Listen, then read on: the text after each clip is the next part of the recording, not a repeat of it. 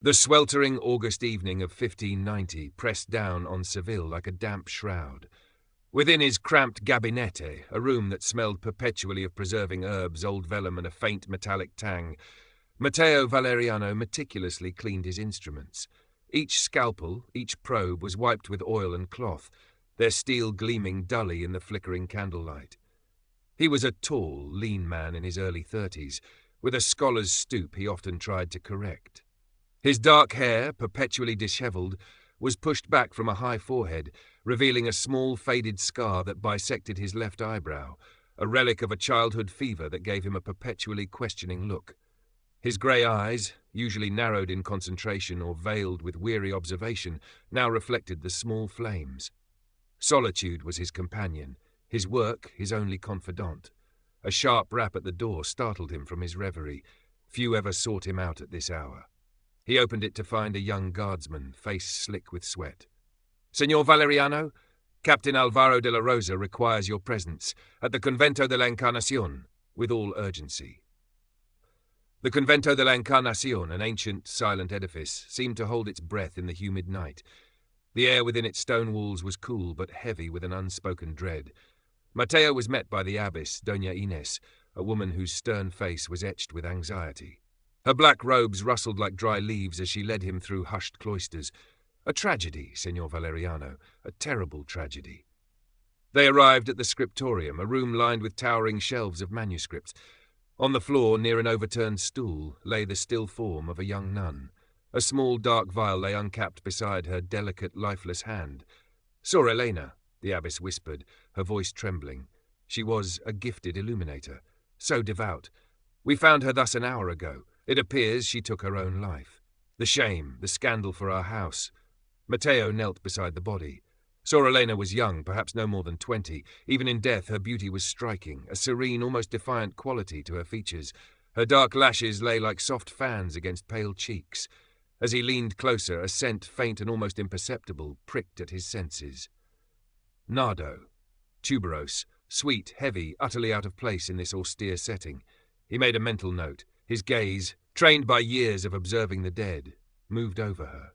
The vial, likely nightshade by its look, was positioned too neatly. There were no signs of struggle, no spillage one might expect from a desperate act. Then his long, deft fingers gently tilted her head. On the alabaster skin of her neck, almost hidden by the wimple's edge, was a tiny, almost invisible mark, a pinprick darker than the surrounding flesh.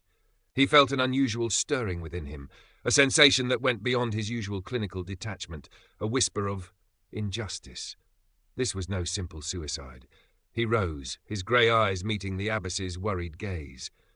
"I will need to take her to my cabinet, Reverend Mother, for a more thorough examination." His voice was low, devoid of immediate accusation, yet carrying an undercurrent of unshakable resolve. The scent of tuberose, elusive as a ghost, seemed to cling to the air around Sor Elena, a silent question mark in the sombre room. Back in the familiar, metallic herbal scent of his gabinete, Matteo worked with methodical precision. The flickering candlelight cast long, dancing shadows as he laid Sor Elena's body upon his examination table. He noted the delicate curve of her lips, the fine bones of her hands, the hands that had brought such vibrant life to parchment. The faint scent of tuberose was still there, stronger now, emanating from the simple wooden cross she wore. He carefully removed it, placing it aside. His autopsy was meticulous, painstaking. He found no trace of nightshade in her system. Instead, his examination of the minute puncture mark on her neck and the subtle discoloration of the surrounding tissue pointed to a different, more insidious agent. A sophisticated paralytic, fast-acting, leaving few traces, a poison that mimicked natural death or a sudden seizure, administered with a needle so fine it would leave almost no mark. Murder, cleverly disguised, but murder nonetheless.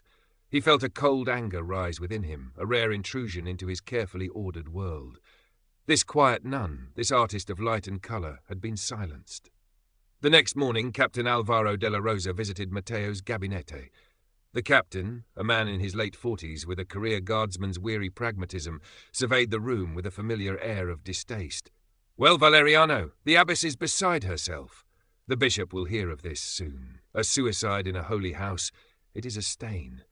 Matteo met his gaze directly. "It was not suicide, Captain. Sorrelena was murdered, poisoned by means of a fine needle." De La Rosa's eyebrows shot up. "Murdered, are you certain? This is complicated." He ran a hand over his tie. "Don Rafael de Guzman has already expressed his profound concern. He is a significant benefactor of the Convento de la Encarnacion, you know, took a particular, pious interest in Sorrelena's artistic talents. He wishes for this matter to be concluded swiftly, discreetly." The implication was clear. "The truth is rarely discreet, Captain," Matteo replied, his voice even, "and it is my duty to find it." De La Rosa sighed, a sound of deep frustration. "Don Rafael is not a man to be crossed, Valeriano. His influence reaches far. Be careful." He left, the warning hanging heavy in the air. Matteo turned back to the table where Sorrelena's notes lay. He picked up her wooden cross. The scent of tuberose was undeniable. A message, perhaps, from a world beyond his instruments and observations. His investigation began with Isa Montero's apothecary, a small cluttered shop near the bustling Guadalquivir docks, redolent with the mingled scents of 1,000 dried herbs and spices. Isa, a woman in her mid-20s with sharp, observant eyes and an even sharper tongue, listened intently as Matteo described, without naming the victim, the poison's effects. "A paralytic," she mused, grinding herbs in a stone mortar, the rhythmic thud a counterpoint to the city's distant clamour. "Fast. Leaves little trace. That sounds like something refined. Not your common rat poison or lover's revenge draught." Her gaze met his. "There are substances from the New World, Signor, from vines and frogs. Their preparation is an art known to very few. Expensive, difficult to procure."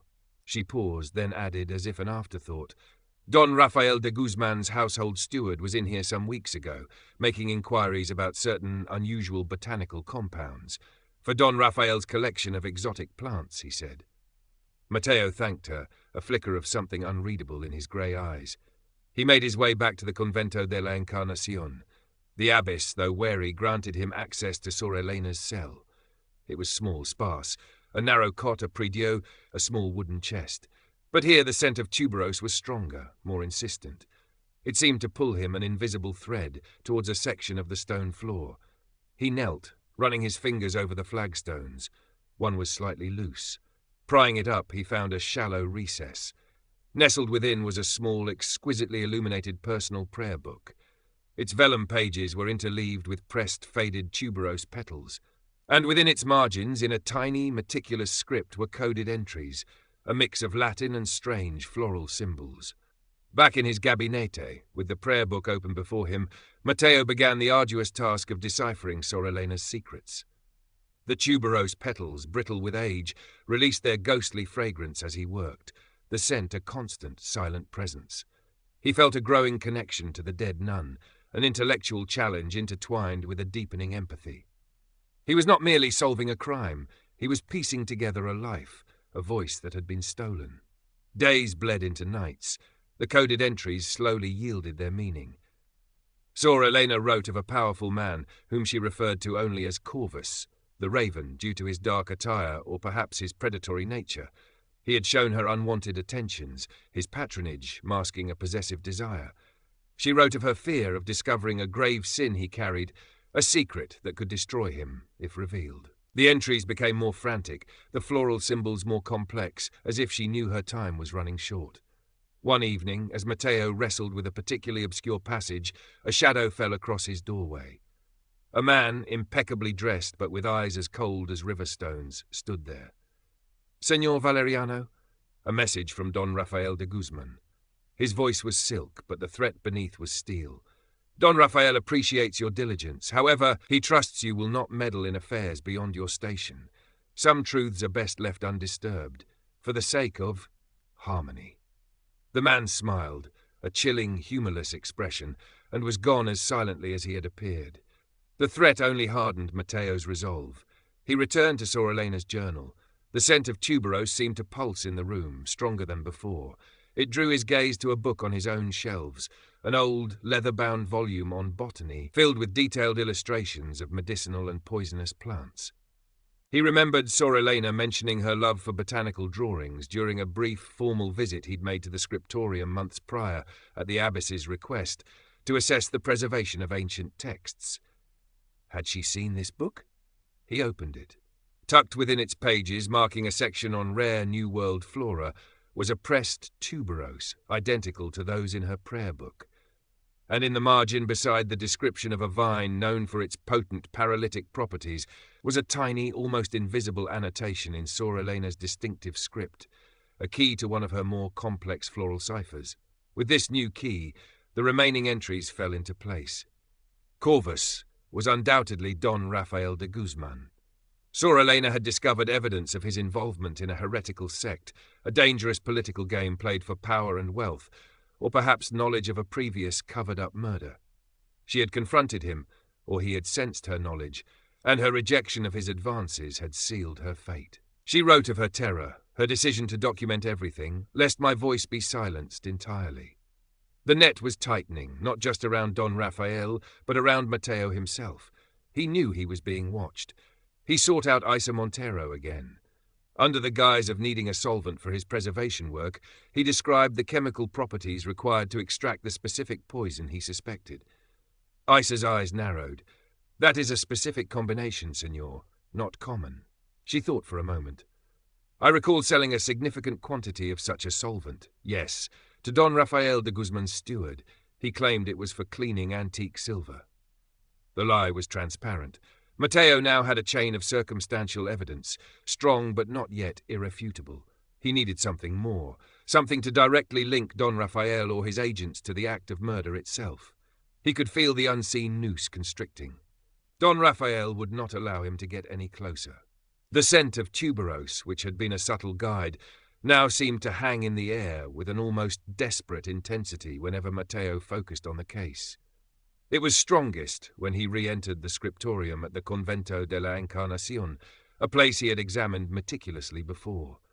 Yet now, the fragrance pulled his attention to the ancient carved writing desk where Soralena had spent so many hours illuminating God's word, her own life slowly dimming. He ran his hands over its scarred surface, into its deepest crevices, and there, almost invisible, snagged on a splinter of dark wood, was a single minuscule thread of silk. It was a deep, vibrant crimson, with a peculiar golden fleck woven into it, the exact custom-made livery worn by Don Rafael de Guzman's most trusted personal attendants. Soralena, in her final desperate moments, must have clutched at her attacker, tearing this tiny testament from his finery. Mateo's heart hammered against his ribs. This was it, the physical link. He knew Don Rafael would not wait much longer. That night he worked late, compiling his findings, the autopsy report, the analysis of the poison, the deciphered passages from Soralena's journal, and now the crimson thread, carefully preserved in a small glass phial. He wrote a concise summary, a testament to Soralena's courage and Don Rafael's treachery. He sealed it in an envelope and made his way through the darkened, labyrinthine streets of Seville to Isa Montero's apothecary. Isa was closing up, the scent of chamomile and lavender heavy in the air. She looked surprised to see him. "Signor Valeriano? Is all well?" "Isa," he said, his voice low and urgent, "I need you to do something for me. If I should disappear, or if I am found dead under circumstances that seem anything but natural, you must take this envelope directly to Captain Alvaro de la Rosa. To him, and no one else. Do you understand?" Her sharp eyes searched his face. "You are in danger." It was a statement, not a question. "The powerful do not like their secrets unearthed," he replied grimly. He pressed the envelope into her hand. "Promise me, Isa." She nodded, her expression serious. "I promise." As Mateo returned to his gabinete, the scent of tuberose was almost overwhelming, a fragrant alarm bell ringing in his senses. He had barely lit a fresh candle and laid out his instruments for a final review of his notes when the door to his gabinete splintered inwards. Two men, cloaked and formidable, filled the doorway, their faces shadowed, their intent murderously clear. Don Rafael's assassins. Mateo had anticipated them. The intensity of the tuberose scent had been a final, undeniable warning. He had wedged a heavy iron pestle against the door, buying him a precious second. As they burst in, he hurled a jar of volatile preserving fluid towards the nearest candle. It erupted in a brief, blinding flare, momentarily disorienting them. He lunged for the heavy, metal-bound ledger he used to press botanical specimens, his only viable weapon. The fight was brutal, desperate, in the cramped, shadowy space. Mateo, though no brawler, fought with the ferocity of a cornered animal, driven by a cold rage and the memory of Sor Elena's serene, silenced face. He managed to land a glancing blow with the ledger, but they were two, and skilled in violence. A searing pain shot through his arm as one of them landed a heavy blow. He stumbled, the ledger clattering to the floor. The glint of a knife. Suddenly, the night air was split by a whistle, followed by the heavy thud of boots and shouts. "Guardia! Abrid en nombre del rey!" Captain Alvaro de la Rosa, his face grim, burst into the room, flanked by a squad of armed guardsmen. Isa Montero stood behind them, her face pale but resolute. After Mateo had left her, a gnawing fear had taken root. She had seen two men, known associates of Don Rafael's more unsavory dealings, lurking near Mateo's street. Defying his instructions, her promise overridden by a desperate urgency, she had run to Captain de la Rosa, her fear and the sheer conviction in her voice finally galvanizing the cautious captain into immediate action. The assassins, caught red-handed, offered little resistance. As they were being bound, Mateo, clutching his injured arm, pointed to the crimson thread still snagged on the torn sleeve of one of the attackers. The livery of Don Rafael de Guzman, Captain, the same thread I found in the scriptorium, where Sor Elena died. The attempted murder of a city official, combined with the damning evidence Mateo had painstakingly assembled, was too public, too flagrant for even Don Rafael's influence to suppress. The tide had turned. Don Rafael de Guzman's arrest sent shockwaves through Seville. The trial was a sensation, the city's elite and common folk alike captivated by the fall of such a titan. Mateo's testimony, delivered with cold, precise clarity, was irrefutable. The deciphered journal, the poison analysis, the crimson thread, the testimony of Isa Montero regarding the solvent, and the foiled assassination attempt wove an undeniable narrative of guilt. Don Rafael, arrogant and dismissive to the last, was condemned to public execution. His vast estates and ill-gotten wealth forfeited to the crown. Weeks later, Mateo stood in the quiet graveyard of the Convento de la Encarnacion.